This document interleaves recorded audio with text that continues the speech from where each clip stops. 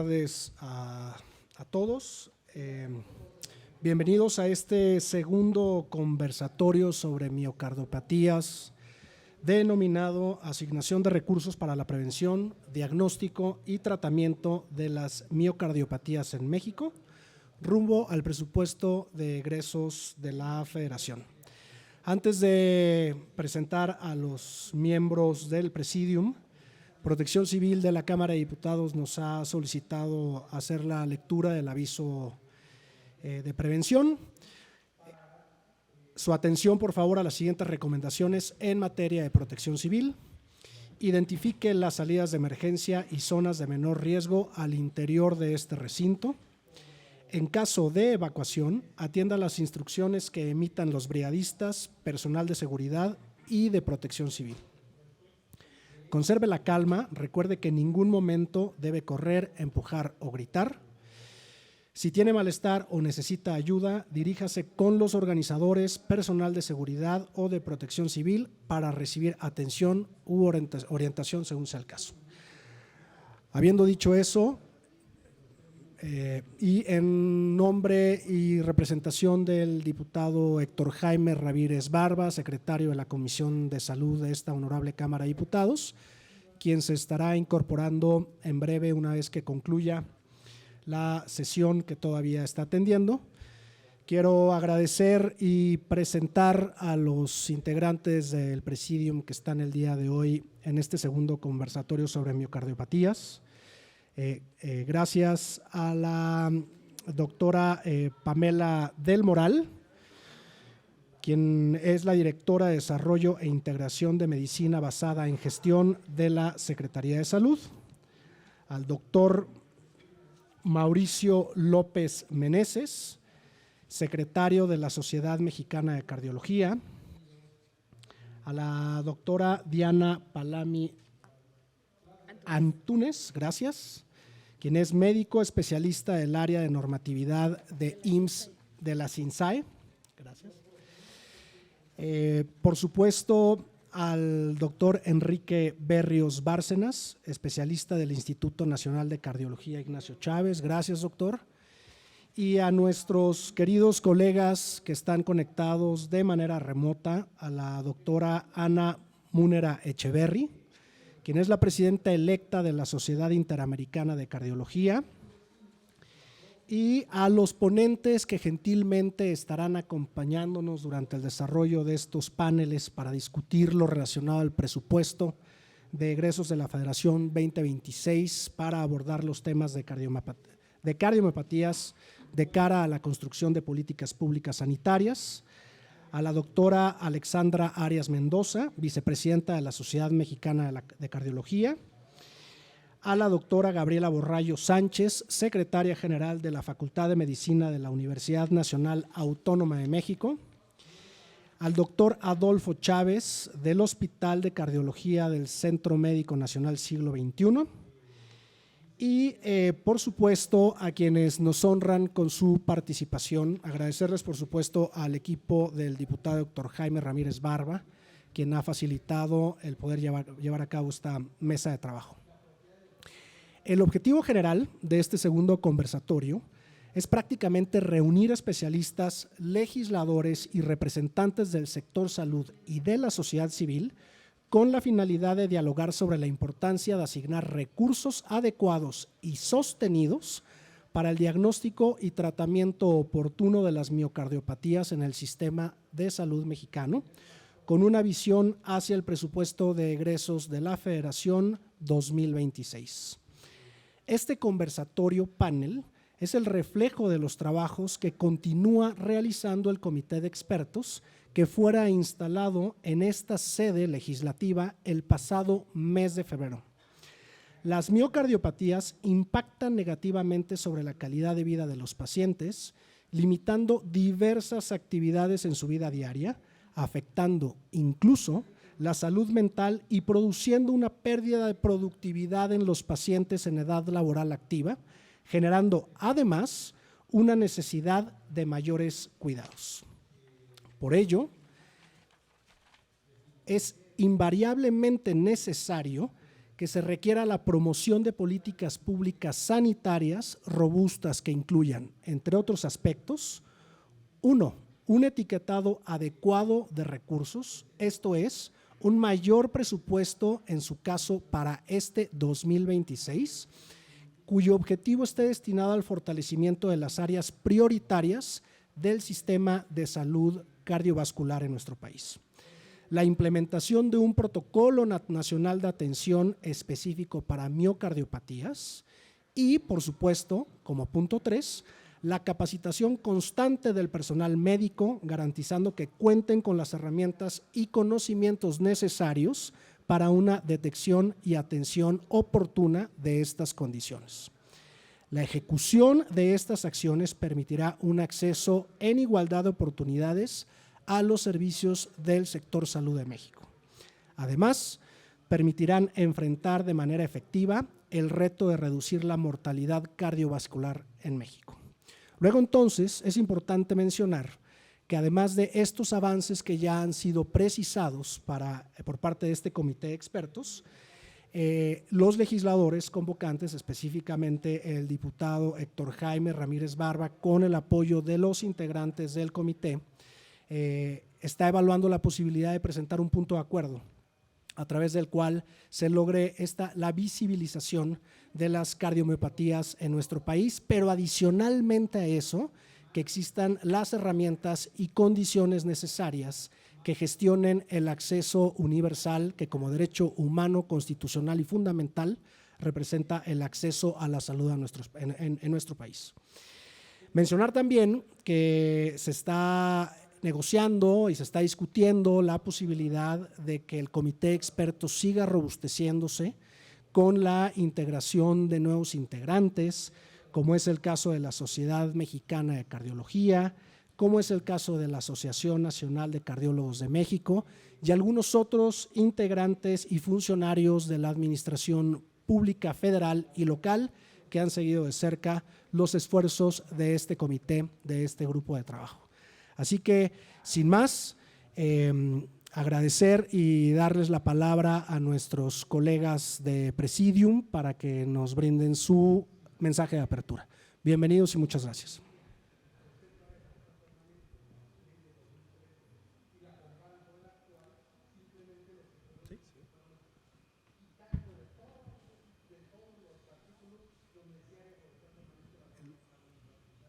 Lucy, el orden. ¿El doctor? Entonces yo creo pues usted, doctor, va primero. Sí, no está todavía, es que son los diputados. Mande. El orden va en función de la agenda, ¿no? Va primero la doctora Alani. Sí, para el acto. Perfecto. Gracias. Buenas tardes a todos, muchísimas gracias. Es para mí un honor estar el día de hoy con todos ustedes en representación de la Comisión Coordinadora de los Institutos Nacionales de Salud y los hospitales de alta especialidad. Les brindo un cordial saludo por parte de la doctora Marta Zapata Tarrés, quien no pudo acompañarnos el día de hoy, ni tampoco el doctor Martín Pérez García, director general de Medicina Translacional. Y bueno, el tema de hoy es muy relevante y es algo que quisiera comentarles. Si bien nosotros como comisión que coordina a los institutos nacionales de salud, entre ellos al Instituto Nacional de Cardiología y a otros hospitales de alta especialidad, para nosotros es igual de relevante trabajar en políticas públicas que implementen medidas que piensen en las enfermedades a través de todo el curso de la vida. Es importante pensar en todas estas cardiomiopatías desde el punto de la prevención, del tratamiento, el diagnóstico oportuno, pero también pensar en la rehabilitación y todos los cuidados que este tipo de pacientes requieren a lo largo de la vida.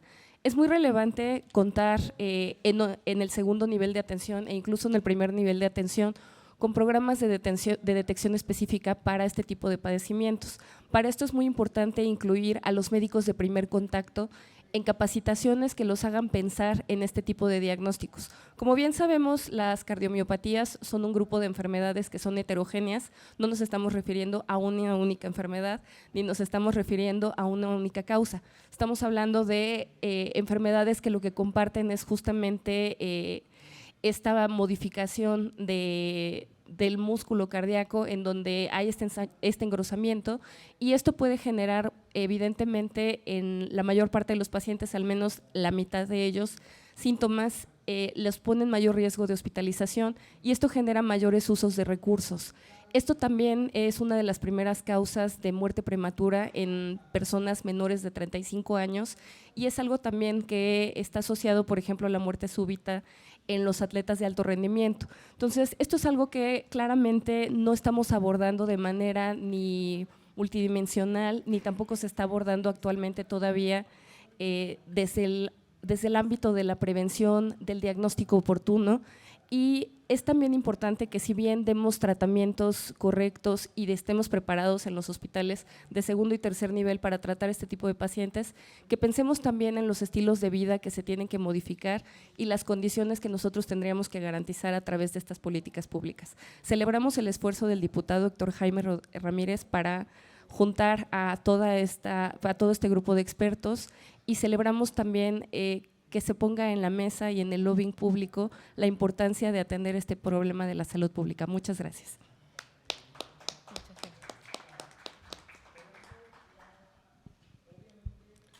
Gracias a la doctora Diana Palami.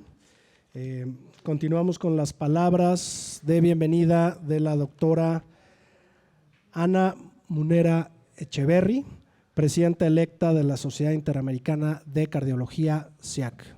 Bienvenida, doctora. Muchísimas gracias. Quiero agradecer la invitación a la Sociedad Interamericana de Cardiología para participar en este segundo conversatorio de miocardiopatías. Reciban desde Colombia, que es donde yo resido, un fuerte abrazo a todos los diputados, autoridades del sector salud, nuestros colegas de la Sociedad Mexicana de Cardiología, de ANCAM, del Instituto Ignacio Chávez, a todos los directores de comités, comisión técnica.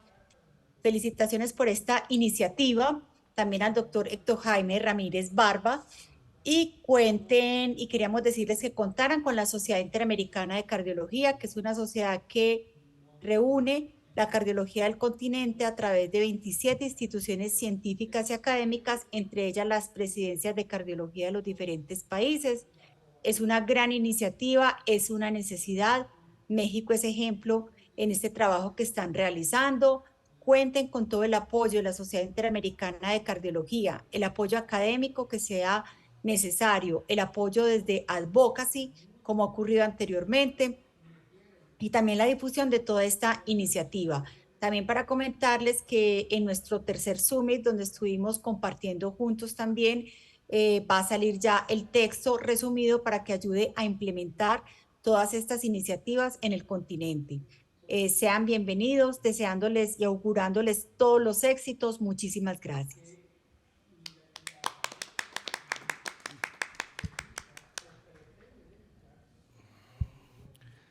Gracias a la doctora Ana Munera Echeverry. Tiene la voz el doctor Enrique Berrios Bárcenas, especialista del Instituto Nacional de Cardiología Ignacio Chávez. Bienvenido, doctor. Gracias. Primero que nada, agradecer la invitación y también aplaudir la formación de este grupo de trabajo que poco a poco va generando frutos en favor de nuestros pacientes y que de alguna manera deberán tener un impacto para la calidad de vida de muchas personas que en este momento muy probablemente la vean muy difícil. Quisiera yo nada más como mensaje inicial recalcar que las miocardiopatías casi siempre son enfermedades hereditarias y en ese contexto hay que tener algunas consideraciones especiales al abordar a esta población. Primero que nada, tendrán afecciones desde edades tempranas de la vida. Segundo, muy probablemente sea más de un familiar el que tenga esta enfermedad, por lo tanto, muchas veces no tratamos pacientes, sino que familias. Y el tercer punto es que al ser enfermedades genéticas o hereditarias afectan a más de un órgano y esto dificulta mucho la atención de estos pacientes. Por lo tanto, es un reto no solo para México ni para Latinoamérica, sino que para todo el mundo abordar a estos pacientes de forma adecuada y definitivamente los esfuerzos asistenciales que podemos tener de forma aislada no son suficientes. Por eso Creo que generar políticas de salud en favor de estos pacientes es el mejor camino para que estas familias, que no son un grupo pequeño de sujetos, tengan una atención oportuna y óptima y que tengan una calidad de vida como es el derecho que todos tenemos como ciudadanos. Muchas gracias por la invitación.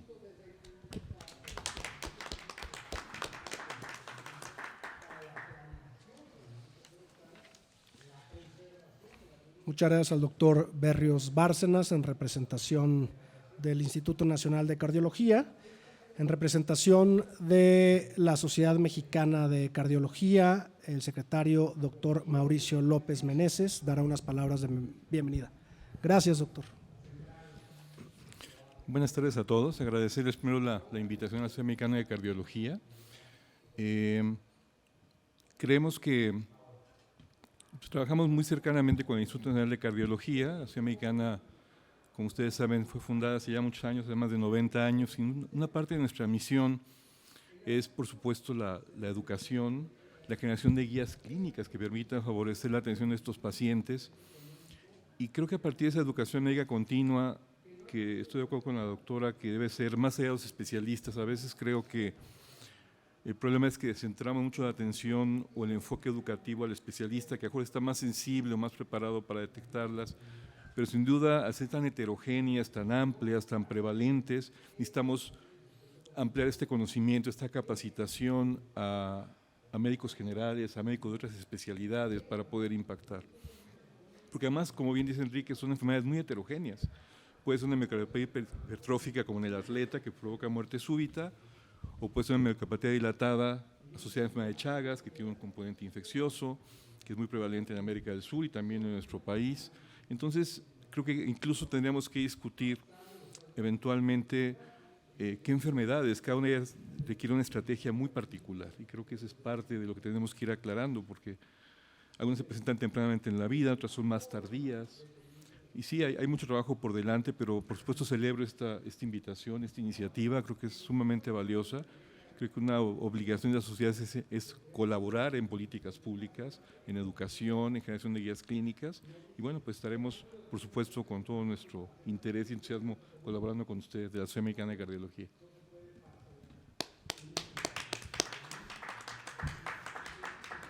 Gracias, doctor López Meneses.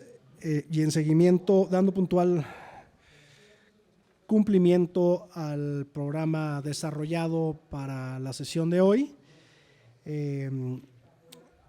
damos formalmente inaugurado este segundo conversatorio de miocardiopatías, asignación de recursos para la prevención, diagnóstico y tratamiento de los miocardiopatías en México, rumbo al presupuesto de egresos de la Federación 2026, siendo las 5:45 de la tarde de este 23 de abril, con sede en esta honorable Cámara de Diputados.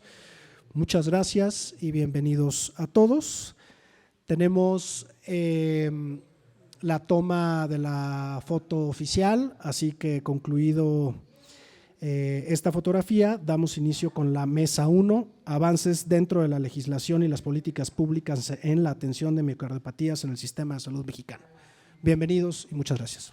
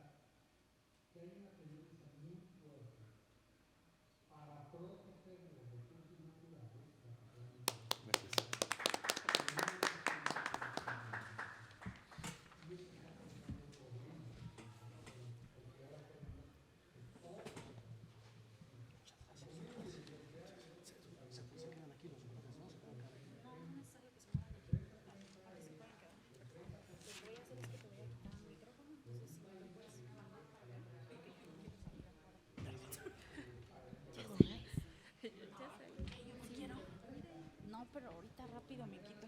¿Sí tienes inalámbrico? ¿Sí tienes inalámbrico? Mejor. Que te lo regrese, dice. Que me van a traer un inalámbrico. Ya.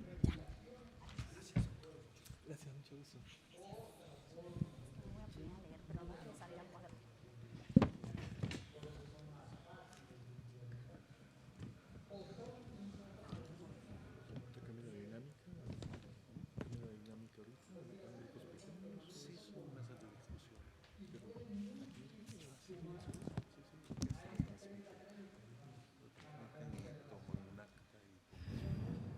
Bueno, continuamos entonces con las presentaciones. El diputado seguramente en cualquier momento se va a incorporar, así que él dará sus respectivas palabras.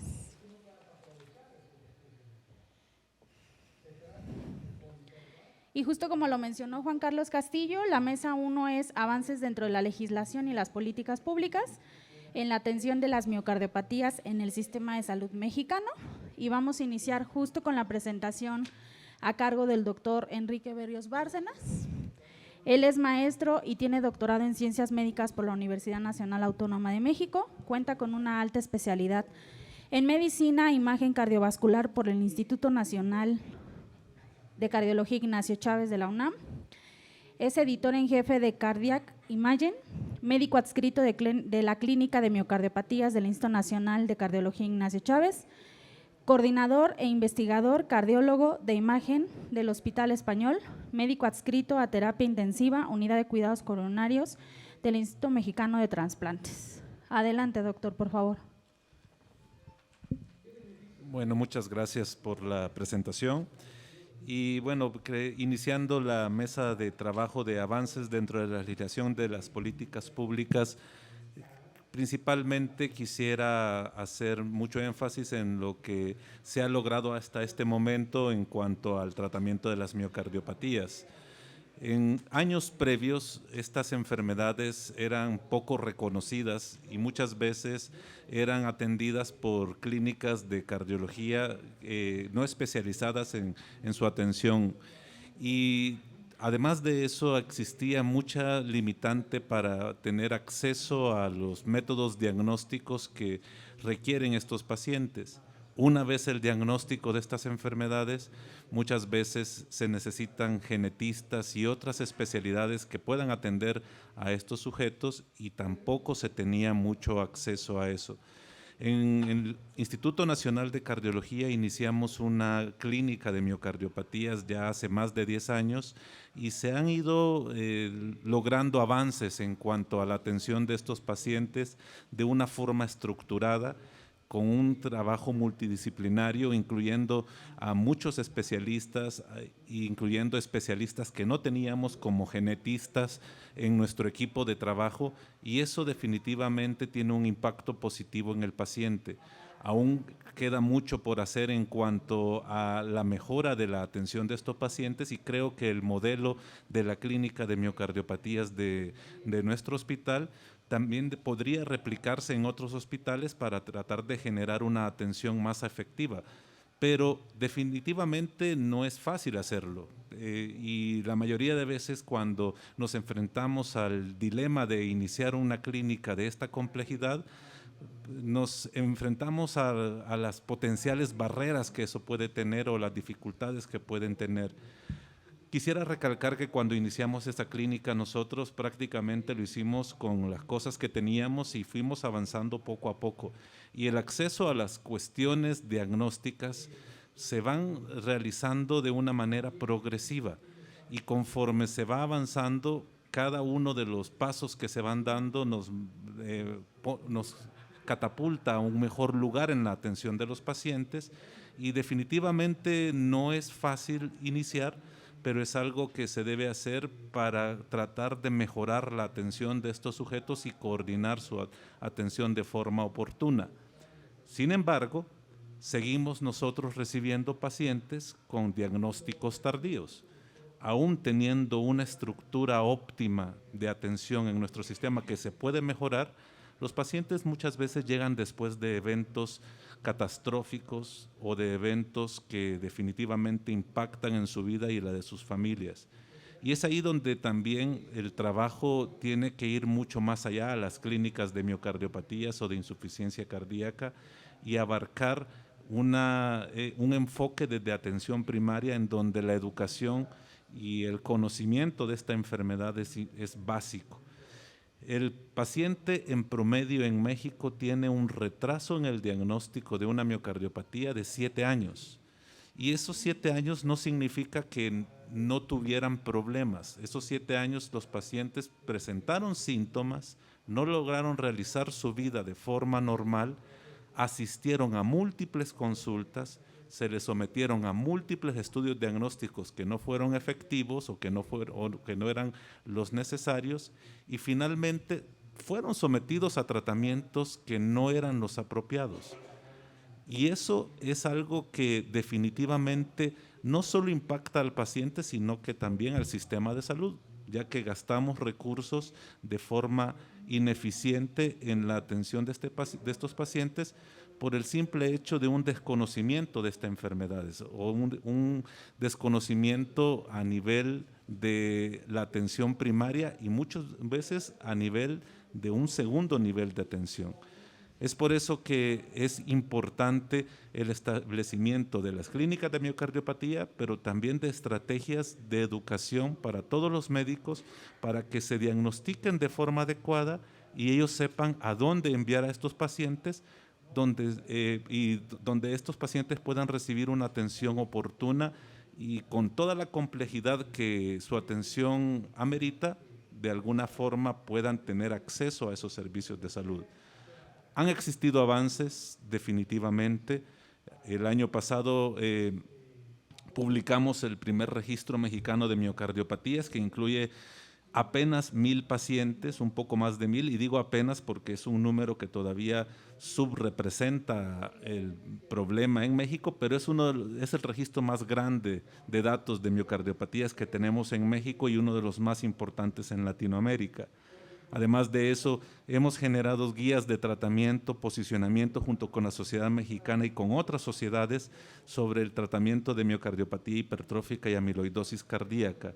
Todo esto para difundir las ideas principales o el consenso de las ideas principales sobre el diagnóstico y tratamiento de estos pacientes. Definitivamente existe mucho camino por recorrer, necesitamos incrementar la investigación, los datos epidemiológicos, necesitamos tener mayor acceso a herramientas diagnósticas como estudios genéticos, necesitamos tener acceso a los tratamientos que no son fáciles de tener en la mayoría de sistemas de salud, no solo en el nuestro, pero los pasos creo que se van dando y creo que continuándonos en el camino y manteniendo la discusión sobre esta enfermedad, nos podremos acercar más a un futuro más utópico en donde los pacientes puedan tener un acceso y una atención adecuada para estos padecimientos. Muchas gracias.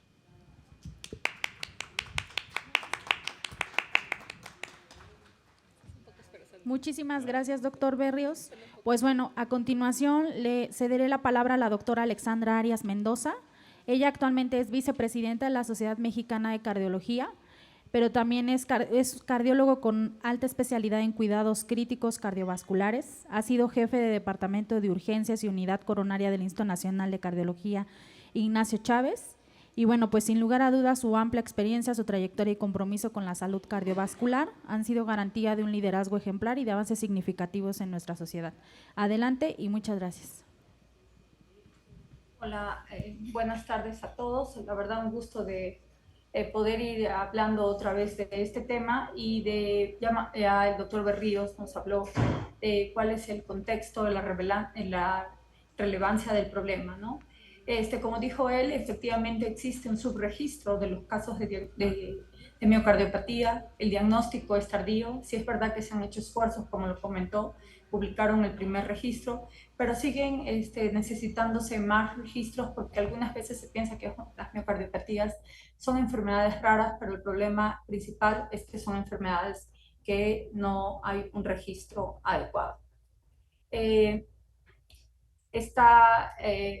Muchas veces el problema también de este grupo de pacientes, como lo comentó, es que los diagnósticos no se hacen de manera adecuada, o si se hacen los diagnósticos adecuados, algunas veces las referencias a los centros de alta complejidad para que los pacientes reciban diferentes tipos de tratamientos no es el oportuno. Y por ende también el tratamiento integral o el diagnóstico no solo del paciente, sino de su entorno familiar, también esto se retrasa.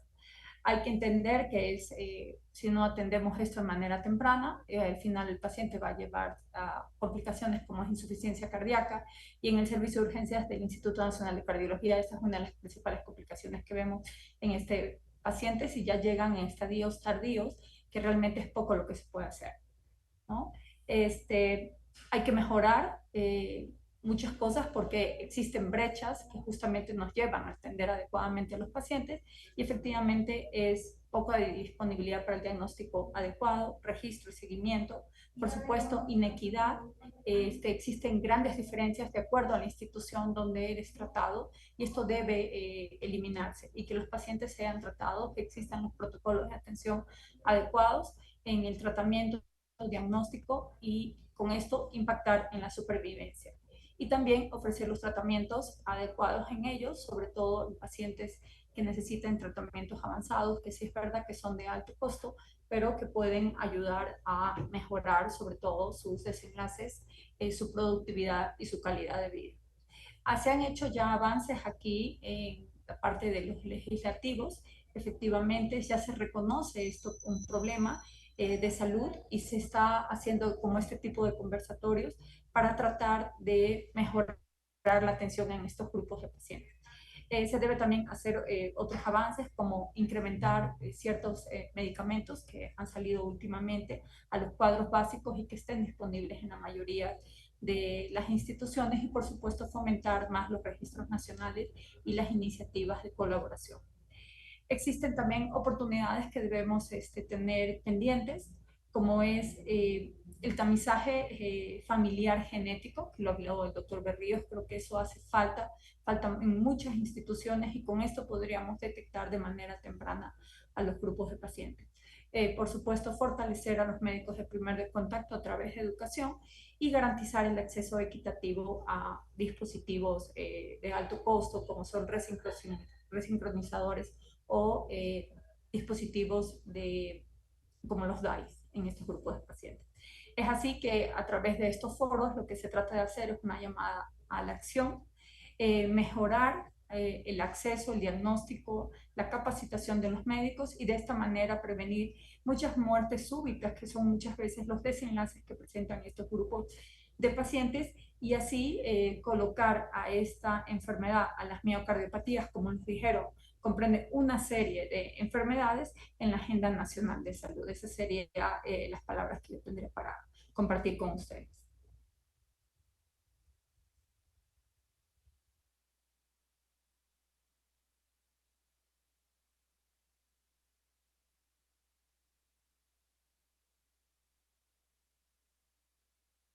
Muchísimas gracias, doctora, por su participación y su intervención. Pues bueno, a continuación, justo con el tema de acciones de política pública para la mejora en el acceso de los pacientes a los tratamientos para las miocardiopatías en México, tenemos la participación de la doctora Gabriela Borrallo. Ella actualmente es secretaria general de la Facultad de Medicina de la Universidad Autónoma de México, egresada con mención honorífica de la licenciatura de médico cirujano por la Universidad Autónoma de Nayarit. Tiene una especialidad en cardiología, es maestra y doctora en ciencias por la UNAM. Su labor como docente en la UNAM data oficialmente desde el año 2007, en donde ha sido profesora de pregrado en el curso de cardiología.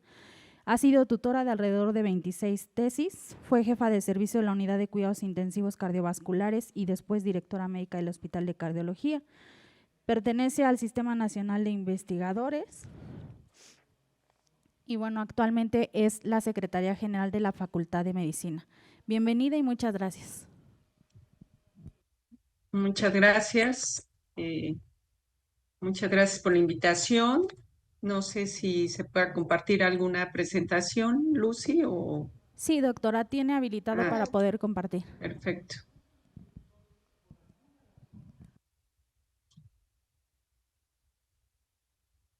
Pues me da mucho gusto saludar aquí a los amigos que están allá en el Senado, agradecerle al doctor Héctor Jaime saludar con mucho gusto a, a la doctora Ana Munera, presidenta electa de la SIAC, a la doctora Alex Arias, vicepresidenta de la Sociedad Mexicana de Cardiología, y pues a todos los que están desde allá, desde la Cámara de Diputados. Estas acciones que yo voy a proponer, pues obedecen a una serie de experiencias que hemos tenido ya en el Instituto Mexicano del Seguro Social y que hoy con mucho gusto escucho la importancia de los registros, la importancia de tener protocolos de atención integral y que la Secretaría de Salud y el Consejo de Salubridad General hoy ya están estableciendo los protocolos nacionales de atención. Entonces, creo que ese fue un buen inicio y esto que está pasando en la Cámara de Diputados, pues también creo que es algo que apoyará a que se haga realidad. Sabemos que las enfermedades cardiovasculares son las primeras causas de muerte, 32%, el 70% por enfermedades isquémicas, pero esta gráfica la quiero señalar porque el 1.8% es por cardiomiopatías. Es poco los registros que existen en el mundo, ¿verdad? Y en nuestro país, pues no existe como primera causa de muerte, pero sí se suma a las cardiovasculares, que el último registro que nos brinda el INEGI son 223.758 muertes, sumando las isquémicas y las cerebrovasculares, porque son entidades que confluyen tanto los factores de riesgo, los estilos de vida, y bueno, si las sumamos, podríamos decir que una de cada 3 muertes en nuestro país es por esas causas cardiovasculares y cerebrovasculares. Y podríamos decir que cada 2.3 minutos ocurre una en nuestro país. Así es de que hay mucho que hacer. Primera causa de muerte en hombres, primera causa de muerte en mujeres. La pandemia pues nos incrementó el número de muertes. Aquí vemos los picos tanto en el 2020 como en el 2021 y descendió en el 2022 una sobremortalidad de más del 50% y las enfermedades isquémicas del corazón son la principal causa en el 75% y un 15% las hipertensivas. Así es de que con eso ya sumamos cerca del 90% de las muertes en México. Y bueno, los factores de riesgo, que son los factores predisponentes, la obesidad, la hipertensión, diabetes, y la combinación de 2 o 3 de estos factores, pues predisponen a las enfermedades cardiovasculares, a las cerebrovasculares, al cáncer y a las enfermedades osteomusculares. Esta es la primera pregunta que pongo aquí en la mesa. Lo primero es saber qué pasa con las miocardiopatías en México, cuál es la prevalencia, si existen o no protocolos de atención o políticas públicas para el abordaje diagnóstico y terapéutico, si existen clínicas para la atención de miocardiopatías. Ahorita escucho que en el Instituto de Cardiología hay una clínica. Habitualmente las respuestas pues no son tan buenas noticias, no conocemos realmente la prevalencia. No existen protocolos de atención o políticas públicas para el abordaje. Y las clínicas son las de insuficiencia cardíaca, las que yo tengo conocimiento. Ahorita me entero que hay de miocardiopatías y qué bueno. Pero bueno, la insuficiencia cardíaca es una manifestación de las miocardiopatías. Así es de que existen pocas, menos de 10 en el país, que están ubicadas en hospitales de alta especialidad. Si nos vamos al CIE-10, pues vemos que esta es la codificación. Se establece como cardiomiopatía isquémica, cardiomiopatía dilatada como tal, la cardiomiopatía hipertrófica y otras cardiopatías hipertróficas y algunas otras que diversifican y no permiten, obviamente, tener una data bien cuantificada de lo que pasa con las miocardiopatías. Cosa que pues no ocurre en otros países. En Estados Unidos, como ejemplo, Sabemos que 1 de cada 500 personas puede tener una cardiomiopatía hipertrófica, que es la más común. Habitualmente son asintomáticas y se diagnostican durante un screening. La cardiomiopatía dilatada es 1 en cada 2.500 habitantes y aquí vemos que que la edad es de entre 40 y 59 años. Y menos común pues es la cardiomiopatía restrictiva y la cardiomiopatía o síndrome de Takotsubo, que es más frecuente en las mujeres. Las guías del 2023 europeas pues identifican estas prevalencias un poquito menos, ¿verdad? En la población europea. Aquí vemos la más frecuente, que es la cardiomiopatía hipertrófica. La prevalencia es de 0.2% y en la población infantil pues mucho más rara. Como bien se dijo ya, pues es un tema que hay que darle seguimiento y sobre todo hacer la participación de genetistas, de pediatras y de otras especialidades que tienen que ver con el tamizaje. También es importante y recomiendan las guías que las personas, los pacientes que tienen miocardiopatías y sus familiares tengan acceso a estos equipos multidisciplinarios, tanto en el diagnóstico como en el seguimiento y en el tratamiento de las miocardiopatías. Este es lo que recomiendan las guías, que seguramente Adolfo pues lo va a manejar. Yo nada más quiero comentar que es importante tener un screening, un seguimiento para el diagnóstico, para la caracterización e identificar si existe afectación extracardíaca.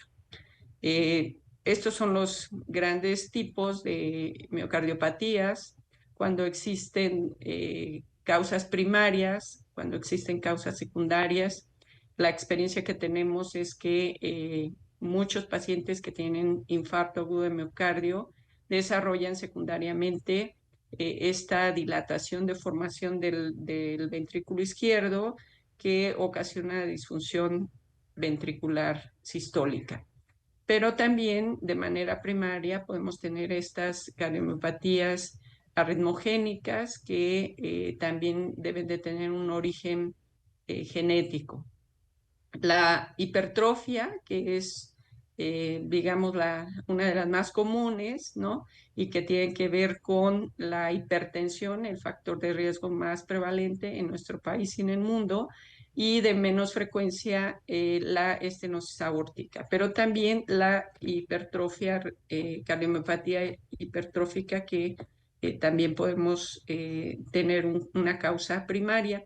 Y finalmente la cardiomiopatía dilatada, ¿no? Que vemos aquí. Entonces, es muy importante, de acuerdo a las guías europeas, identificar la morfología de las cardiomiopatías, también iniciar el manejo y darle seguimiento. En sí, esto nos habla de que protocolizar, basarnos en la evidencia científica y tomar decisiones es muy importante, ¿no?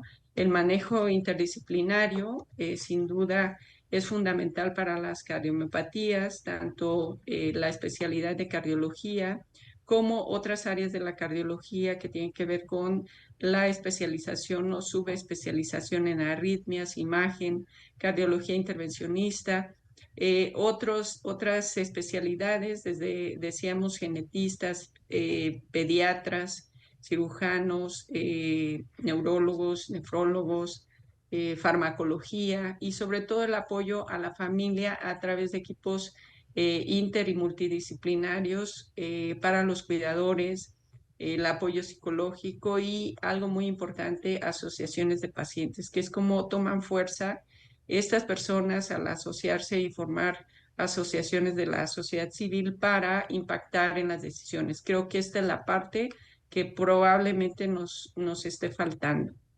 Una muy buena experiencia pues tuvimos desde el 2022 en el IMSS cuando detonamos los primeros protocolos de atención integral en el país, donde ya teníamos esta visión de atención primaria a la salud, donde hay acciones que le toca a cada quien hacer.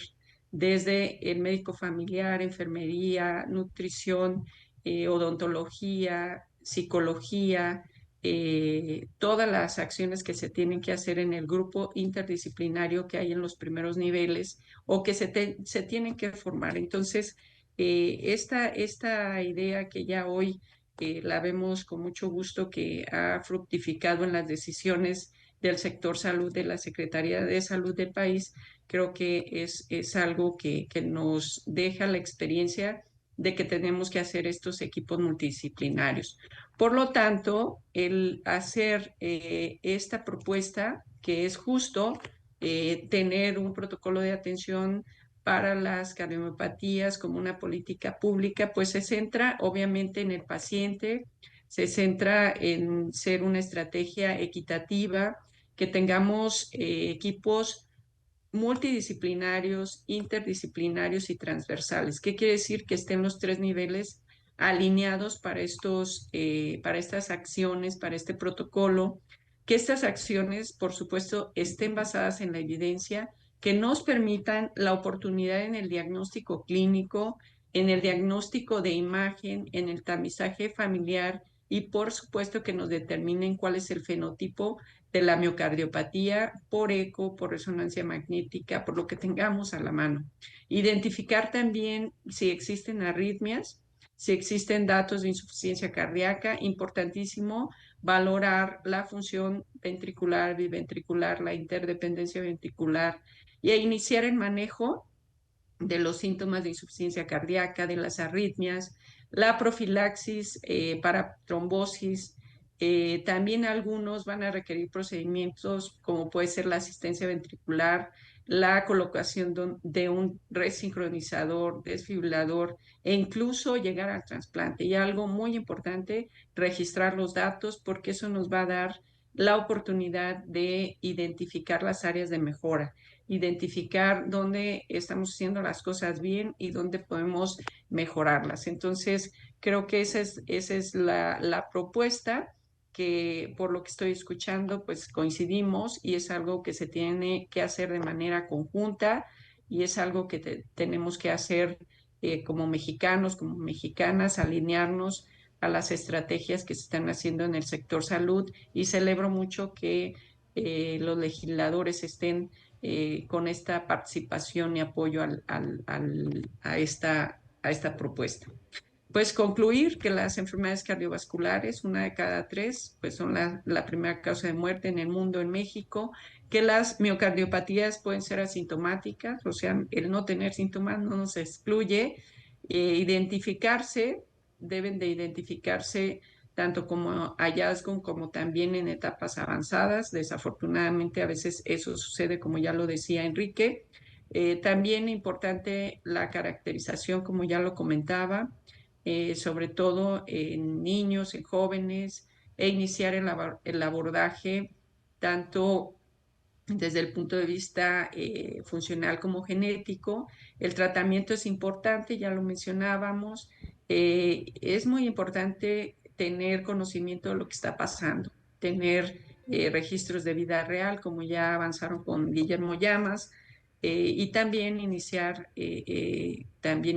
un abordaje integral. Entonces, la propuesta es tener este tipo de protocolos estandarizados basados en la evidencia, que sean interinstitucionales e innovadores para mejorar la atención y la participación, como lo estamos viendo en este grupo, de sociedades médicas nacionales, internacionales, la ANCAM, la Sociedad Mexicana de Cardiología, la SIAC, que participen de manera conjunta, las universidades, en este caso hoy tengo la fortuna de estar en la Facultad de Medicina y es un hueco enorme que existe en las nuevas generaciones de lo que está pasando y la problemática que existe en nuestro país. Entonces, estamos renovando el plan de estudios con este enfoque integral, con este enfoque interdisciplinario y crear mejores habilidades, mejores profesionistas. También importante, ya les decía, la participación de las organizaciones civiles. Ellos son los que lo sufren, ellos son los que viven cada día a estas personas que tienen alguna miocardiopatía. Entonces, esa necesidad surge de ellos y sobre todo pues sumar esta participación de los poderes gubernamentales para lograr esto. Pues esta sería mi participación. Muchas gracias. Muchísimas gracias, doctora. Y bueno, pues ya llegó el diputado Héctor Jaime, él es secretario de la Comisión de Salud. Y bueno, pues primero que nada agradecemos a nombre de toda la sociedad civil, las organizaciones, el espacio que nos da el día de hoy para poder estar aquí. Y nos gustaría, por favor, justo que nos pudiera dirigir unas palabras. Muchas gracias, diputado. Muchas gracias por tu generosa presentación. Primero, pues pedís una disculpa a todos.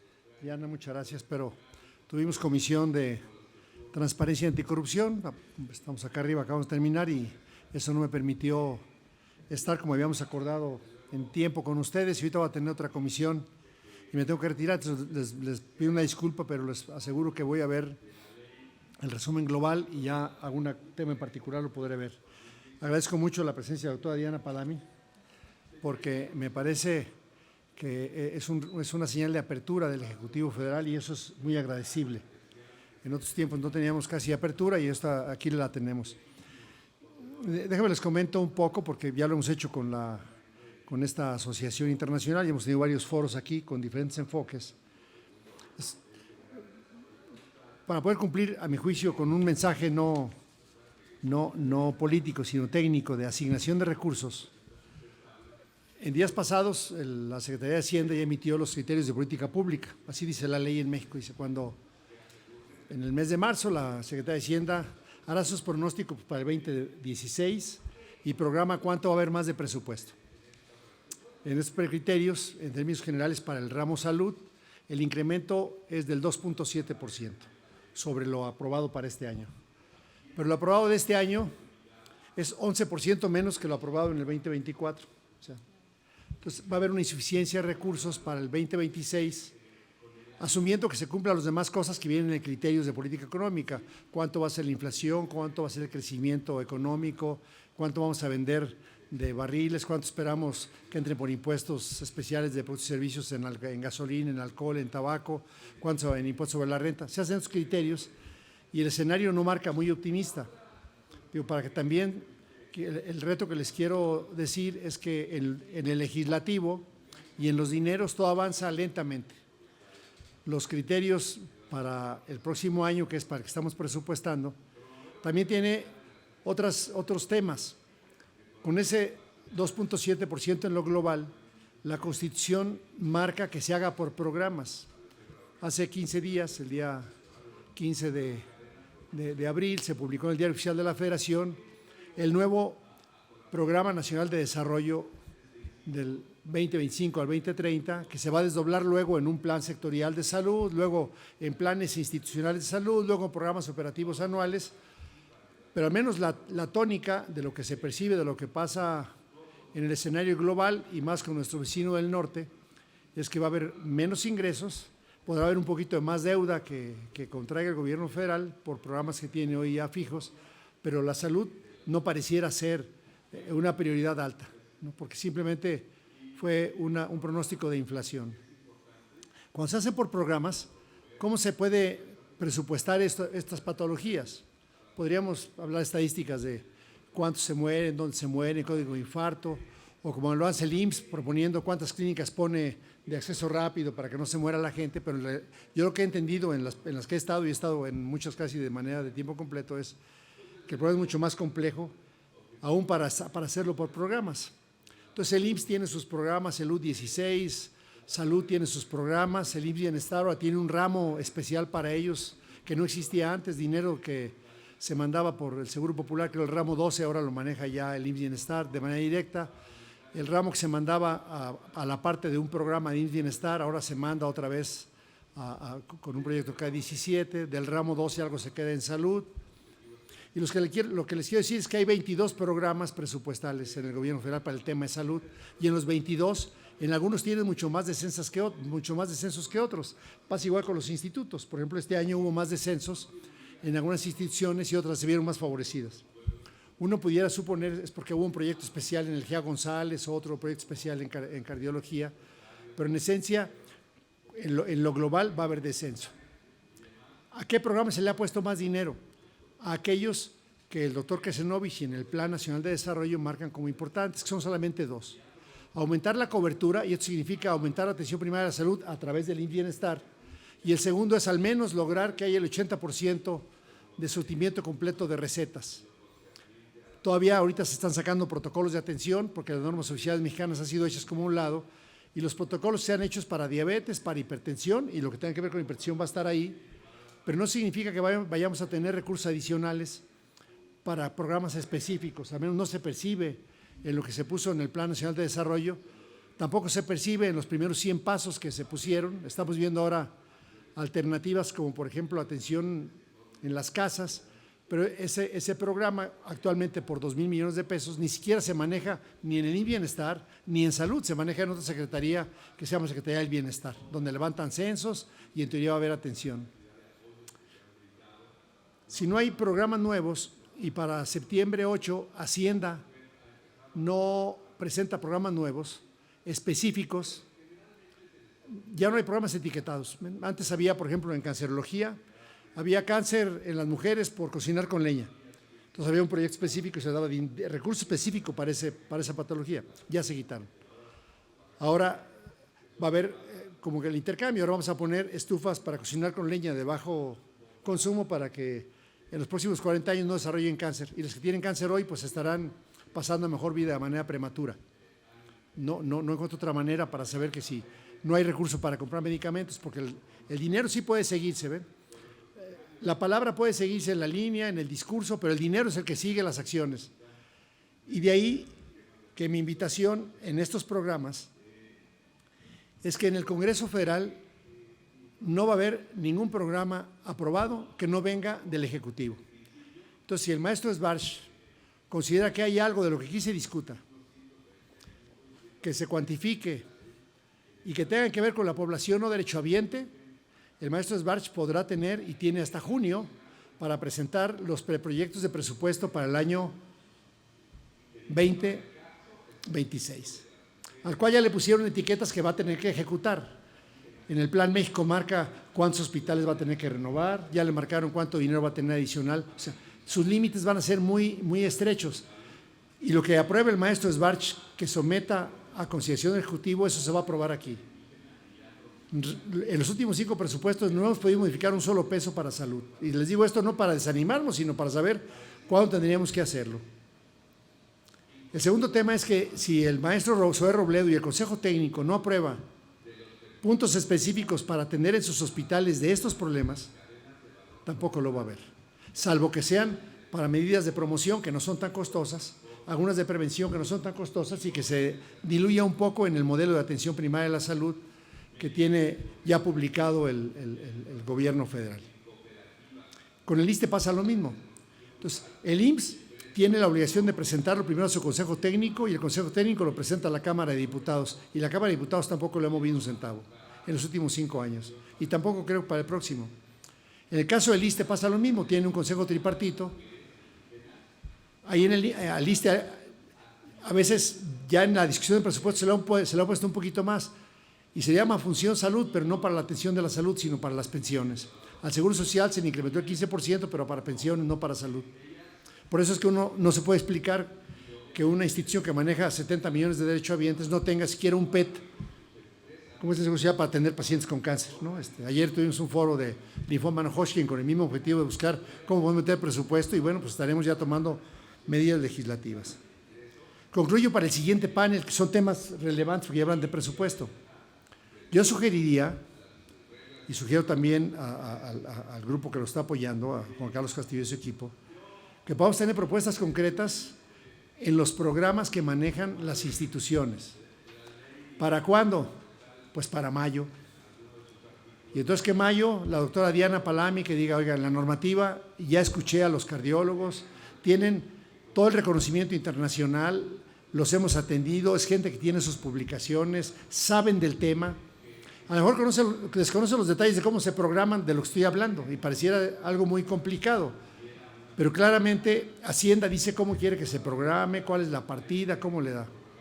Para que tengan una idea, cambiar simplemente la partida, el dinero era el mismo, nomás se pasó de una a otra, es decir, de la bolsa izquierda a la derecha, llevó 4 años al gobierno federal hacerlo, porque se hizo el INSABI y siguió siendo ramo 12. Hasta el segundo año formal de esta nueva OPD, IMSS Bienestar, se cambió la partida presupuestal. Pero los programas presupuestales apenas tienen 6, ni siquiera se han abierto, y eso les da dificultad de manejo. Salvo el comentario que vaya a hacer luego Diana con ustedes, porque ella tiene experiencia normativa, en los pasos que ya están ejecutando para conseguir el presupuesto del próximo año, tenemos que considerar 2 temas adicionales con el tema de medicamentos. Recién se canceló todos los medicamentos comprados para el próximo 2025 y lo que faltaba de 2026.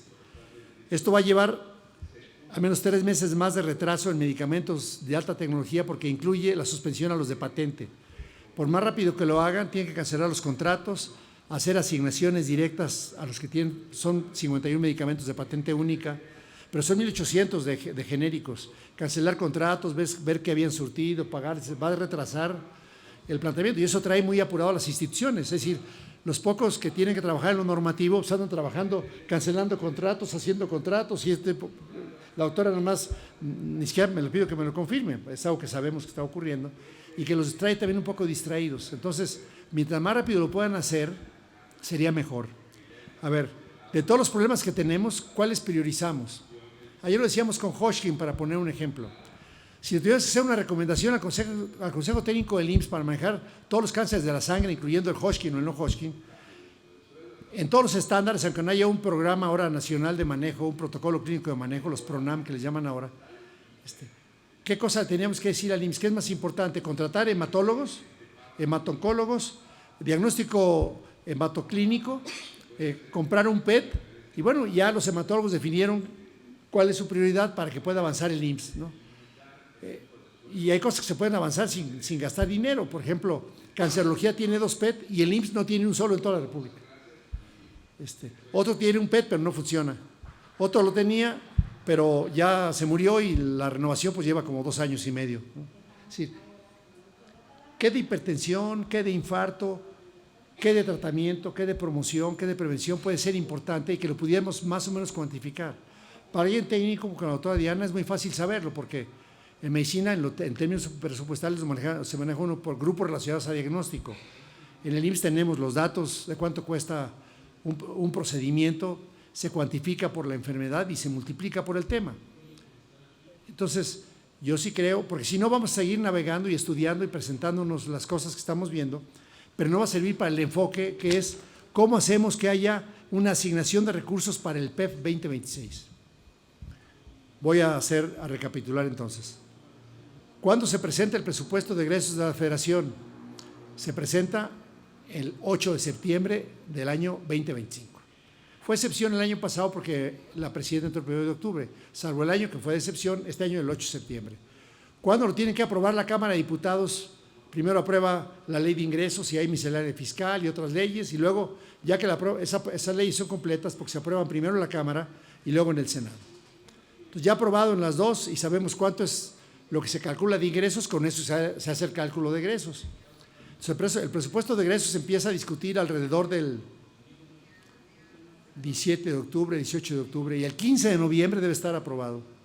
Pero ese proceso en las dos cámaras es un proceso muy complejo.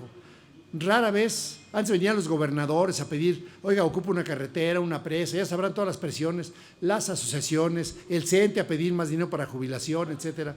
Entonces la Cámara se ve saturada, hay poco diálogo, de hecho no se permiten reuniones ya como esta, en vivo, cuando hay temas de presupuesto, porque se toma la Cámara varias veces. El presupuesto es solamente de la Cámara de Diputados, no es de la de senadores. Hacer este foro en la Cámara de Senadores es posible así como para culturizarlos, pero no para el presupuesto, no para este fin. 8 de septiembre, ¿cuándo Hacienda le presenta a la presidenta para que ella presente el 8 de septiembre todo el paquete bien armado? Pues lo termina alrededor del 15 de agosto para afinar los últimos detalles de negociación. ¿Cuándo le piden a Salud, al IMSS y al ISSSTE que le presenten a Hacienda su antepresupuesto? El último de junio, como límite máximo. Entonces tenemos de aquí a mayo para que, si ustedes tienen claro qué enfermedad y en qué programa específico los que existen, y si no, nosotros les apoyamos para decirles cuáles son los paquetes, cuáles son los programas que están aperturándose, porque también ya Hacienda determinó cuáles son los prioritarios y esto no es un programa prioritario, salvo la hipertensión y algunas cosas adicionales de diabetes, pero insisto, atendiendo al modelo de atención primaria a la salud. No estoy siendo pesimista, nomás los plazos. Nomás los plazos para saberlo. Pensando que si hay un programa hoy, ¿cómo le vamos a quitar a otros para llevarlo al 2.7%? Miren, ayer se liberó ya el recurso ejercido por el IMSS Bienestar. Tenía 120,000 aprobados para el 2024. Se amplió a 194,000 y nomás ejerció 112,000. O sea, ni siquiera más de 70,000 millones no los pudo ejercer. Y Hacienda, en julio, lo que no ejercieron, dijo matanga, dijo la changa, y le recoge el dinero. Entonces tenemos que ser muy eficientes. Propongan 2 cosas, 2 programas o 3 programas. Propongan qué incremento y luego también alcancen a ver, Diana, en qué otra área podríamos disminuirlo en función de lo que dice el plan de desarrollo, de lo que dice el plan de gobierno. Y si no, bueno, pues insistir para el 2027, ahora ya en el plan sectorial. ¿Qué va a ocurrir con el secretario Kesenovich? Pues va a juntar a salud, los va a volver a juntar a las sociedades y ahí participar activamente en el plan sectorial para ponerle ya meta con compromiso y con dinero. Hay un mecanismo de presupuestación por metas, que les puedo decir, ahorita les puedo explicar, Diana, pero es como se asigna el recurso en salud. Si no está en eso, es muy complicado que pueda incorporarse. Aquí serán claramente siempre bienvenidos, contarán siempre con todo nuestro apoyo, somos muy proactivos en el tema, pero sí decirle los plazos, porque me pareció muy relevante el que dije, a ver, ¿cuál es la ruta? Ayer, en el caso de Hodgkin, ya definimos una ruta, qué programas se van a priorizar, porque además ustedes conocen lo que pasa con las instituciones. O sea, la federación conoce lo que pasa en dónde están haciendo stents, no están haciendo stents, no están haciendo un área, qué medicamento de precisión debe ser incorporado, cuál otro no, qué les falta, qué les sobra. Pues, calcularlo con DRGs, Diana, sería mi propuesta, y qué programa y qué monto adicional que haber que pedirlo. Y luego ya formalmente por escrito, como sociedad. Porque obviamente, si el doctor Enrique, como Enrique lo presenta, va a decir, ¿usted dónde trabaja en cardiología? Pues que su director me lo presente, ¿no? Entonces, ¿qué de su programa en su hospital puede mejorar? Ahorita sepárense un poco de los hospitales y calculen como México, ¿no? Y de ese México, en cardiología, ¿qué puede haber? Que a lo mejor puede hacer un cambio. ¿Qué en el ISSSTE, qué en salubridad? Ahora los hospitales regionales de alta especialidad, que ya dependen puntualmente del IMSS Bienestar, ya no dependen de la Comisión Coordinadora de Hospitales. Hasta aquí con entusiasmo les digo que sí se puede, pero hay que tenerlo para mayo. Apretar el paso, que hagan priorizaciones, pues como lo hacemos en presupuesto en casa, ¿no? A ver, pues ocupamos 10 cosas, ¿cuál de esas? ¿No? Y pongan como centro cuál acción tiene que ver con la que nos proporcione más años de salud a los mexicanos. Pues sin más, si me permiten y me autorizan retirarme, Lucy, pero si no tienen esto para mayo, sí, pues podemos seguir discutiendo, pero aún es tiempo para discutirlo para el 27. Déjenme les platico una cosa, con diabetes, que ya se incorporó en la ley para separarlas y que puedan tener los niños recursos, los de tipo 1, tipo 2 y la gestacional. Nos llevó 4 años el proceso desde cómo, cuánto, qué presupuesto, a qué partidas. Y aún así todavía el Ejecutivo se resiste porque en el presupuesto 2025 todavía no está, pero no nos hemos cansado y en el 2026 está. O sea, que no se desanimen, Enrique, no se desanimen, Diana. Sí creemos que el tema que ustedes traen está en el lado correcto de la ecuación. Es un tema que cada vez va a haber más casos, incidentes, más casos de prevalencia, más gente muerta de manera prematura, y que las acciones que ustedes nos propongan, si viene el Ejecutivo, lo van a hacer. Porque si no viene el Ejecutivo, aquí no se va a cambiar ni un peso. Entonces el momento es que entre mayo y junio, como sociedad, y ahí ustedes tienen todo el peso, juntar a la Academia de Medicina, a la de Cirugía, al Colegio de México, se manden las cartas, oye, este programa puede ahorrar esto con los resultados en salud y la inversión, que nos marquen copia a la Cámara de Diputados y tomamos nota de ello. Entonces sí podríamos ya subirnos a la discusión y en el debate, ¿no? No sé si hay alguna duda antes de retirarme, Juan Carlos, Enrique. Diana. Muchas gracias, diputado. Si nos regala una foto antes de irse y también para que tomen la foto, porque hay varias ponentes que están conectadas electrónica. Está la doctora Ana Munera, la presidenta electa de la Sociedad Mexicana de Cardiología, Interamericana de Cardiología, la doctora Alexandra Arias, vicepresidenta de la Sociedad Mexicana de Cardiología, la doctora Gabriela Borrallo, secretaria general de la Facultad de Medicina, el doctor Adolfo Sánchez también, del Instituto Mexicano del Seguro Social, también está conectado, y la doctora Perla también está conectada. Mira, no quisiera estar en su pellejo. Ya nos saludamos acá en persona con la presidenta entrante, cuando todavía no estaba de presidenta, con la directora de Escuela de Medicina. Sí, cuando están, pues es que imagínate, digo, ayer estaba la jefa de servicio de oncología de una institución pública. Es que nos falta esto y esto. Pues yo, y tu director, pues no nos pela, pues ya valimos, ¿no? Porque si no llega a ese nivel, ¿cómo llega el presupuesto? Entonces, oiga, muchas gracias en saludarlas, les mando un abrazote y tomamos la foto que nos digan. Ya saben que esto nomás es paso que dure y no trote que canse. Si no es 25 en mayo, sigamos con la ruta sin prisas, pero sin pausas, para que para mayo del 26 tengamos, para que esté listo el presupuesto del 27. Esa sería la ruta que habría que analizar. Y si no, para el 28. Todavía para el 28 estamos acá nosotros. Bueno, pues muchas gracias. ¿La foto no está? Sí, ¿Ya? Ya está listo. ¿Ahí está listo?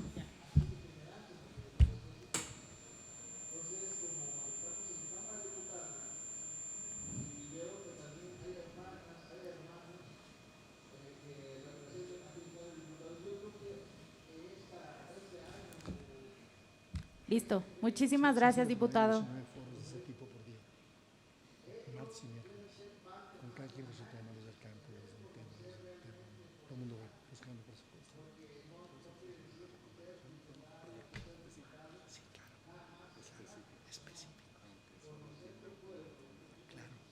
Digas, este es el mejor, y este pues apostar. Y ya, dice, le está David Gerson, hoy sí, sí, pues la porque sí, ¿no? Sería mi recomendación, les propuso. Muchas gracias, Luis, y compañeros de la carrera. Gracias, Alejandro, por si lo ves. Hasta luego, Luis. Un placer.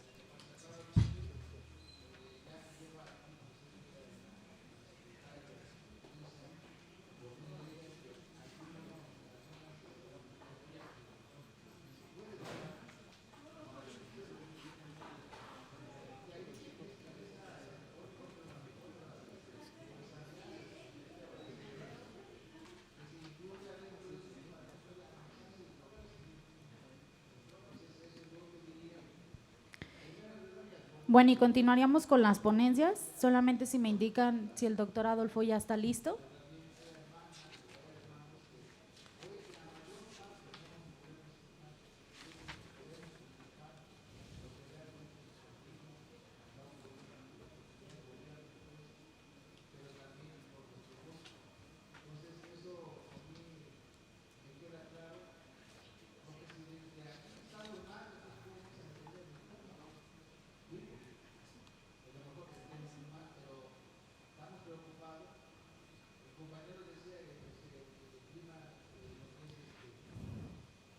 Bueno, el doctor Adolfo es parte del Hospital de Cardiología del Centro Médico Nacional Siglo XXI, cuenta con una especialidad en cardiología clínica y alta especialidad en insuficiencia cardíaca, maestría en Ciencias en Salud Internacional por la Universidad de Medicina de Berlín, Alemania. Ha sido jefe de la Clínica de Insuficiencia Cardíaca del Hospital de Cardiología del Centro Médico Nacional Siglo XXI, expresidente de la Asociación Médica del Hospital de Cardiología, igual del Centro Médico Nacional Siglo XXI, y expresidente de la Alianza por un Corazón Saludable. Miembro fundador de GRETA, Grupo de Expertos de Hipertensión Arterial. Adelante, doctor, con su presentación, por favor.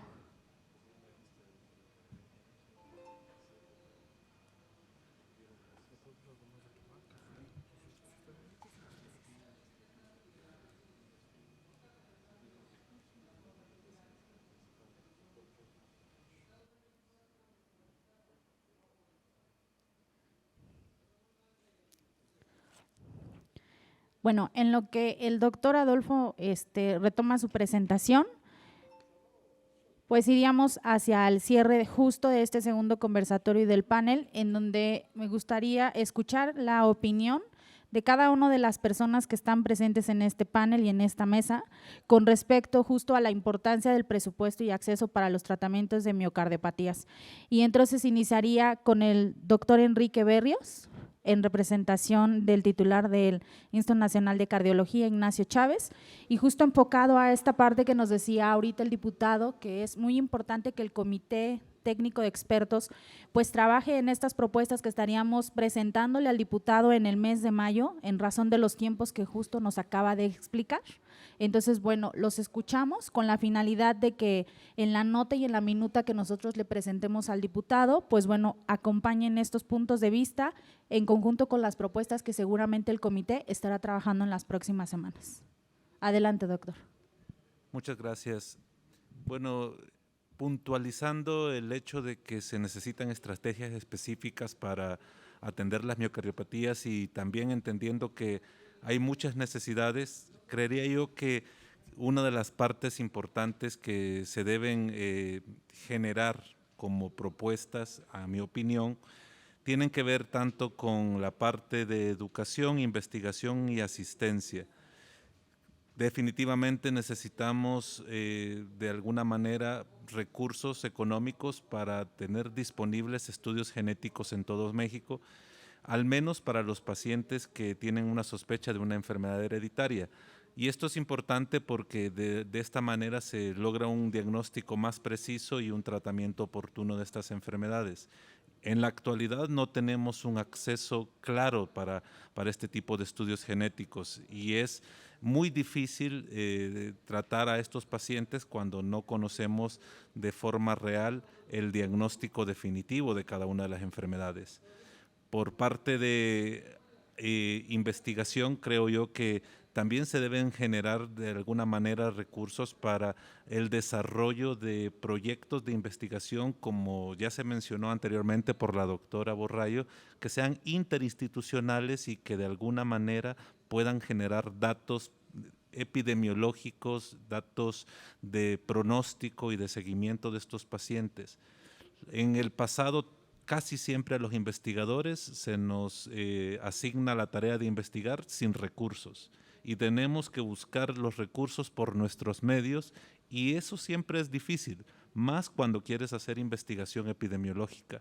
Se necesita de alguna manera asignar recursos para una investigación que de alguna forma sea más profesional y que abarque un panorama mucho más amplio en cuanto a los problemas de salud de México y definitivamente eso debe ser algo que también surja de un nivel central. Y en cuanto a tratamiento, creo que es indispensable primero fortalecer las clínicas de miocardiopatías, generar más clínicas de miocardiopatías y también muy probablemente enfocarse en el acceso al menos a alguna estrategia terapéutica. Creo yo que la prioridad en cuanto a tratamientos, aunque existen muchas, debe ser la prevención de la muerte súbita con dispositivos, algo que también no es de fácil acceso aún en México. El tener dispositivos que la mayoría de pacientes con miocardiopatías necesitan, después de un abordaje y de una estratificación de riesgo, es indispensable para prevenir muertes. Cuando estos pacientes presentan los eventos y no tienen un desfibrilador, muchas veces pueden perder la vida, pero también muchas veces pueden quedar con discapacidades muy importantes que definitivamente generarán un costo social, un costo económico, un costo familiar para todos estos pacientes. Entonces, en conclusión, yo diría acceso a estudios genéticos es algo indispensable, no algo tan difícil. Acceso a una estrategia de prevención de muerte súbita con dispositivos, con desfibriladores, recursos para investigación de un nivel central e interinstitucional y fortalecimiento de las clínicas que ya existen para que se replique el prototipo o el esquema en más hospitales y de alguna forma vayamos teniendo mayor difusión de todo esto.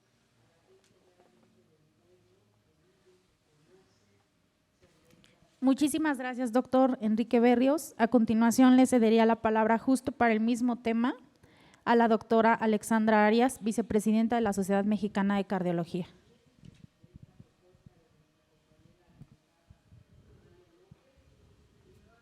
Hola de nuevo. Bueno, después de haber escuchado al diputado Héctor Jaime, creo que una de las principales funciones de nosotros ahorita en la mesa de trabajo es definir cuál va a ser la prioridad y pues, qué es lo que vamos a pedir, o sea, para tratar de meter esto en el presupuesto y cambiar un poco la historia de los pacientes con cardiopatía, porque sabemos que en el sexenio, o sea, las prioridades ahorita van a ser sobre todo enfermedad vascular, tanto enfermedad vascular cerebral como enfermedad cardiovascular, infarto. Entonces, esas son las prioridades en cuanto a salud.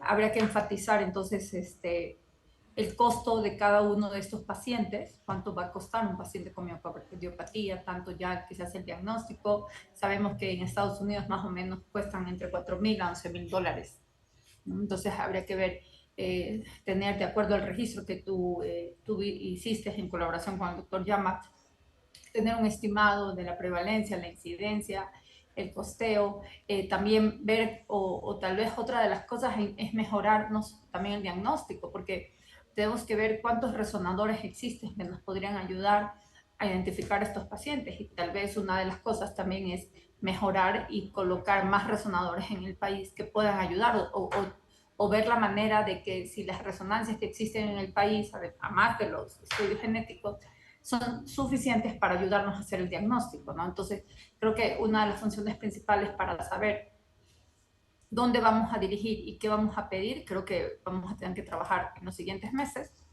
mejorando esto y tal vez incrementar y solicitar el incremento del presupuesto que se dirige a salud, ¿no? El presupuesto que se dirige a salud actualmente en México está por alrededor del 2.5, y deberíamos tener, de acuerdo a la Organización Mundial de la Salud, un presupuesto direccionado a salud que estuviera en el 6%, ¿no? Como ya lo dijo Enrique, tenemos que mejorar la implementación de programas de detección temprana. Entonces, tal vez habría que ya poner el nombre de uno de los programas, ¿no? Y diseñar ese programa, cuánto va a costarnos la implementación de un programa de detección temprana en grupos de pacientes en familiares. Esa sería una, y la otra sería el programa de los pacientes para que consigan terminar su diagnóstico adecuado, el acceso a medicamentos y como tú comentaste, el acceso a dispositivos, ¿no? Ya de la mano, tal vez las sociedades, capacitar a los médicos, y eso lo podría hacer las sociedades. Creo que todos podríamos trabajar de manera conjunta, las sociedades e inclusive las instituciones. Pero sí hay que conseguir el fondo para, sobre todo, detección oportuna, tanto el uso de dispositivos en estos pacientes, acceso a medicamentos, y crear dos programas, tal vez, ¿no? Un programa de detección y un programa de tratamiento y acceso a dispositivos. Creo que eso sería una de las cosas en las que tendríamos que trabajar para de esta manera poder direccionar una parte del presupuesto que están diciendo, ya etiquetarlo y que vaya directamente al programa de detección de cardiomiopatía y tratamientos oportunos, tanto médicos como de dispositivos. Creo que eso es lo que vamos a tener que enfocarnos de aquí a unos 2 meses en adelante. Muchísimas gracias, doctora, por su participación. Y a continuación le cedería la palabra justo para el mismo tema a la doctora Gabriela Borrallo, secretaria general de la Facultad de Medicina de la UNAM, por favor. Sí, gracias. Bueno, yo creo que más claro ni el agua. Creo que esta respuesta o esta opinión que tiene el diputado Héctor Jaime, pues es la realidad, ¿no? Cuando nosotros pedimos recursos, pues tenemos que armar todo un proceso, todo un proyecto para justificarlo. Creo que integrarnos como grupo, independientemente de las instituciones y de las sociedades, es el primer paso, ¿no? Para ser un grupo asesor, obviamente, de la propuesta que ponga en la mesa el diputado. Sabemos que sí está sacrificado el sector salud, pero por primera vez vemos que hay protocolos de atención integral, o sea, protocolos que están teniendo recursos y eso es por una tarea que se hizo antes. Entonces, yo creo que más allá de dividir los programas, yo propongo que sí sea un protocolo, otro PRONAM, no sé si ampliar el de insuficiencia cardíaca que hicimos ahí con Adolfo o hacer uno para miocardiopatías. Lo veo difícil que lo tomen como prioritario si lo hacemos con miocardiopatías, simplemente por la cantidad de personas que pudiéramos alcanzar con el programa. Pero si se dirige la solicitud a evitar la muerte súbita, ¿no? Ahí se pueden hacer las otras acciones. Entonces, creo que esa parte ya ha ocurrido en la Cámara de Diputados, en la Cámara de Senadores, y pudiéramos hacer, obviamente, todo el protocolo desde la identificación, desde el tamizaje, el diagnóstico clínico morfológico, pero también tratar de evitar una muerte. Entonces, pues esa sería mi propuesta. Yo creo que no desanimarnos, ¿no? Es un trabajo de meses o de años. No creo que lo tengamos en mayo porque también hay que hacer un buen cálculo del costo que tiene, el proyecto. Y eso es lo que a veces se nos dificulta a los médicos establecer el costo. También lo de las clínicas va a ser un costo mucho más alto que el hacer un protocolo que cada quien haga lo que puede y lo que debe hacer. Entonces, habrá casos que sí tengan que ir al tercer nivel o al Instituto Nacional de Cardiología. Pero hay casos que se están viendo con un eco o hasta con un electro, podemos sospecharlo, en el primer nivel de atención. Entonces, ¿por qué no lo vemos de una manera más factible para que pueda ser posible? Eso es lo que yo creo que podríamos hacer y es necesario, nadie lo duda. Se pueden salvar vidas, nadie lo duda, pero es un tema que sí hay que meditar cómo se va a presentar. Presentar esta mesa en la Academia Nacional de Medicina no hay ningún problema, lo podemos proponer tanto Alexandra y ustedes, se puede proponer, pero sí hay que entusiasmar tanto al secretario de Salud, a la doctora Marta Zapata, a Patricia Clark, o sea, a gente clave que está tomando decisiones y que hay que ponerles en la mesa esta situación que tenemos con las miocardiopatías. Patty Clark entendió muy bien los protocolos, ya avanzaron, ya van a alinear los tratamientos, o sea, creo que ese es un buen camino porque ellos ya lo tomaron como parte de la gestión. Esa sería mi propuesta. Gracias. Muchísimas gracias, doctora. Como penúltima intervención, le daría de nueva cuenta la palabra a la doctora Diana Palamí Antúnez, para que por favor nos dirija sus comentarios con respecto al tema de presupuesto para miocardiopatías. Muchísimas gracias.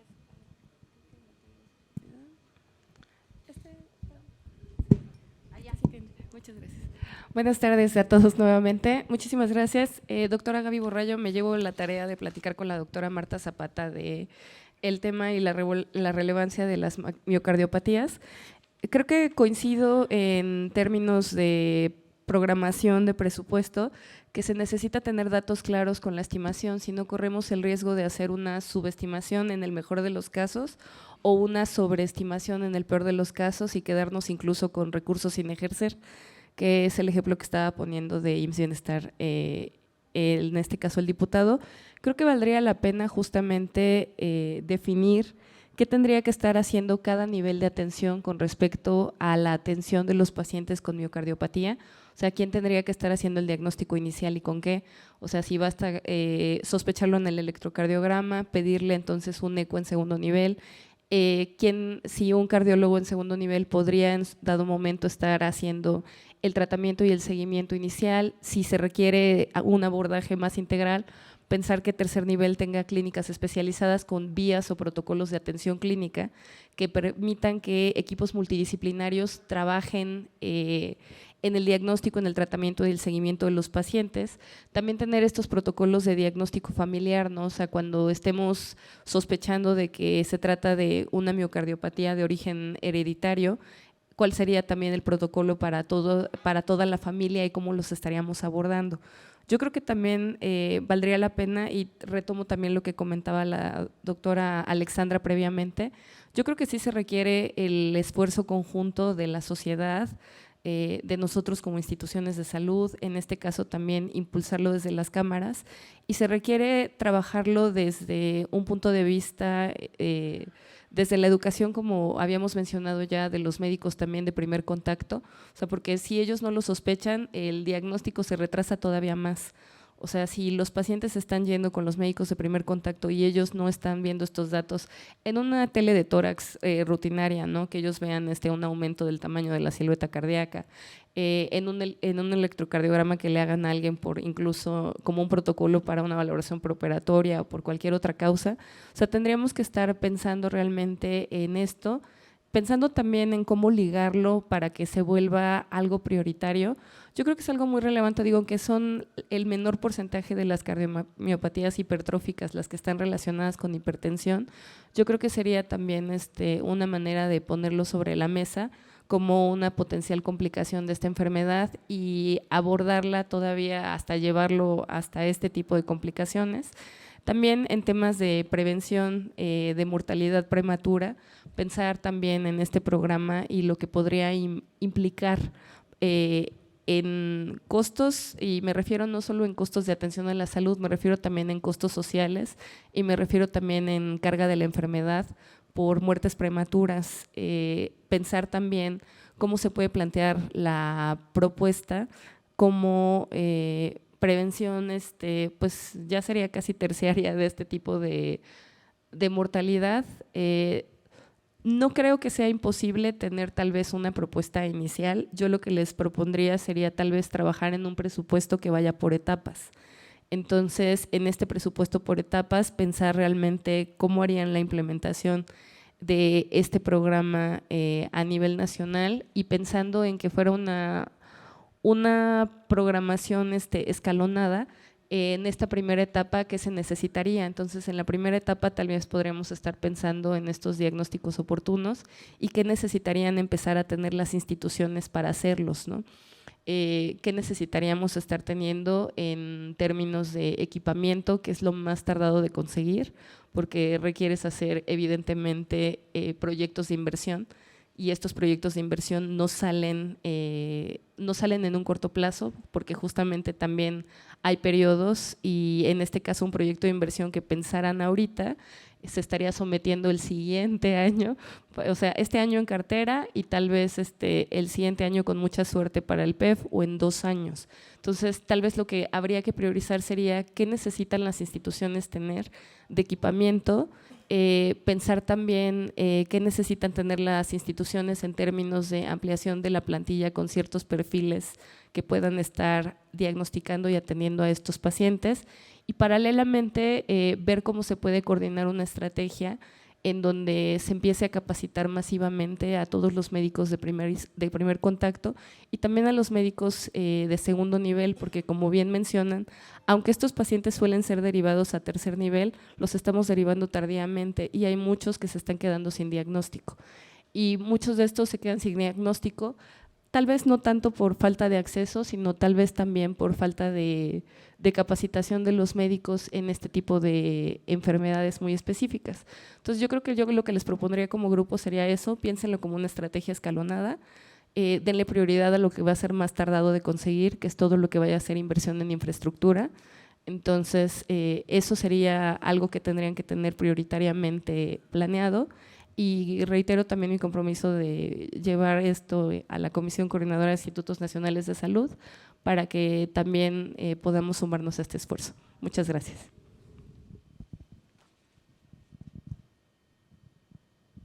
Muchísimas gracias, doctora. Y bueno, finalmente, para la parte de intervención de la mesa de presupuesto, le cedería la palabra para que cierre el doctor Mauricio López Meneses, en representación del doctor Gagiola, y después pasaríamos ya a unas breves conclusiones.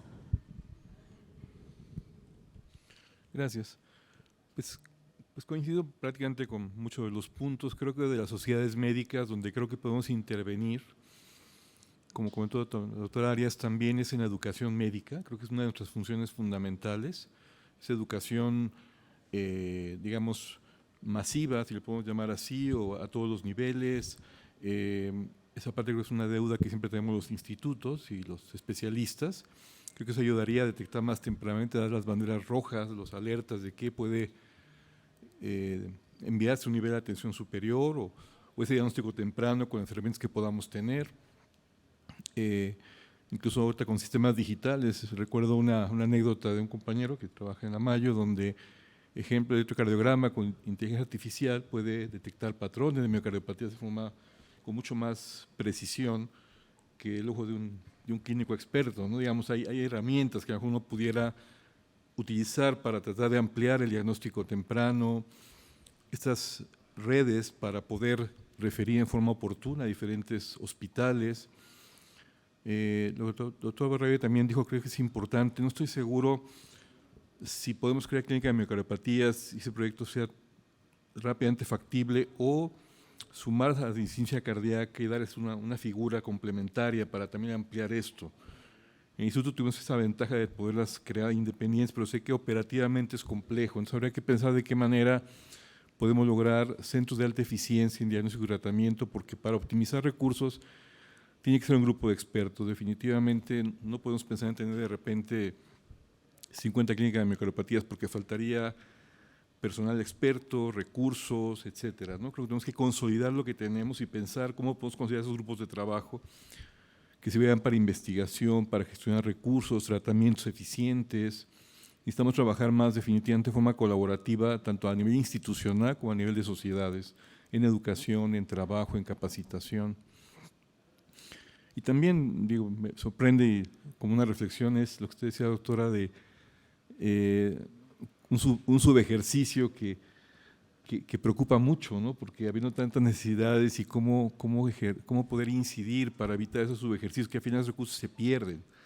Entonces tenemos que ser más eficientes para ejercer mejor, ¿no? Yo creo que el subejercicio tal vez sea el peor escenario porque fue algo que lo tuvimos y lo perdimos, ¿no? Entonces, pues sí, digo, compartimos eso y bueno, de la Sociedad Mexicana de Cardiología, por supuesto, estamos trabajando mucho en educación médica continua, educación virtual, nuevas herramientas, tenemos buena relación también con ANCAM.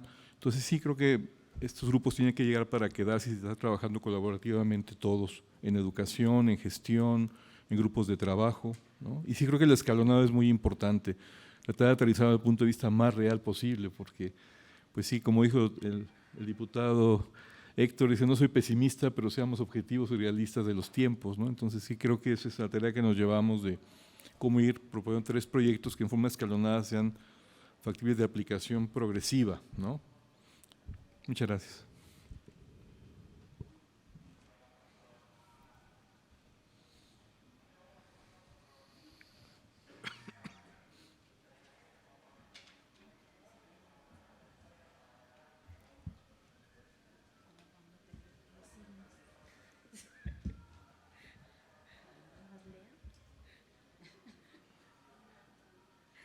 Bueno, pues finalmente a modo de cierre, y creo que ya los doctores comentaron muchísimas cosas que son muy valiosas y bueno, pues en representación justo del comité de expertos del secretariado técnico que representa el maestro Juan Carlos Castillo Torres, pues bueno, pues me permito comentarles que las conclusiones que nosotros recibimos de todos y cada uno de los especialistas con respecto al presupuesto, partiendo desde el diputado Héctor Jaime, es pues construir una ruta de trabajo en donde podamos determinar cuáles son nuestras prioridades, las prioridades para poder tratar lo referente a miocardiopatías, eso por un lado. Tener muy claros los tiempos, el poder presentarle como comité de expertos propuestas claras y concisas para el mes de mayo. En ese sentido, pues entonces el secretariado técnico lo que hará es buscar una reunión extraordinaria con el comité. La teníamos programada para el 22 de mayo, pero en razón de que los tiempos no dan, buscaremos una reunión extraordinaria con la finalidad de trazar esta ruta de trabajo que nos ha pedido el diputado. Con respecto a los comentarios vertidos en general por todos los especialistas, las autoridades y las instituciones y asociaciones, pues bueno, es importante considerar cuál es la prioridad que vamos a tomar en cuenta, determinar si vamos a generar un programa de atención. Es inevitable no considerar que la prevención y el tratamiento oportuno de las miocardiopatías se debe de garantizar. Y si bien sabemos que actualmente hay prioridades como EBC que tienen que ser atendidas, pues el comité de expertos seguirá ponderando porque las miocardiopatías se atiendan, porque podamos trazar una ruta de trabajo de la mano del legislativo con la finalidad de poder consolidar un presupuesto que garantice el tratamiento, el diagnóstico oportuno para las miocardiopatías, pero sobre todo, como lo dijeron los médicos, que sean recursos eficientes, que se puedan aplicar, que no caigamos en el subejercicio y que de alguna u otra manera busquemos la manera de que el bienestar de los pacientes se ponga al centro de la mesa. Promover situaciones y acciones en favor de la educación médica continua es algo esencial, así lo han revelado y dicho todos los especialistas en esta mesa.